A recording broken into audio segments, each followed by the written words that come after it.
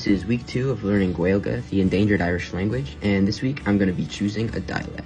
So first of all, I just want to thank you guys for your support. There were a lot of helpful comments from last week about resources I could use, and just a lot of support in general, so I'm really thankful to the community.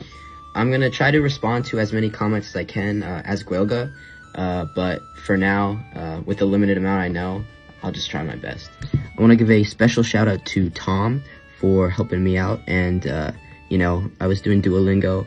I was down to 0 hearts, but he came like an angel and saved me and offered me to join his Duolingo family.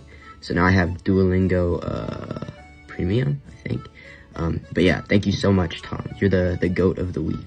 So one of the biggest comments from last week is how I should choose a dialect. And basically the different dialects have different ways of saying words, and some grammar differences, I believe. So this week I'm going to choose one. So first of all, we have Ulster Irish, which is spoken primarily in the province of Ulster, which is located in Northern Ireland. This dialect has many similarities to Scottish Gaelic, as there is a strong history of migration and trade between the two areas. Next up, we have Connacht Irish, which is spoken primarily in the Connacht province of Western Ireland. From my research, it seems like Connacht Irish is the most widely spoken dialect.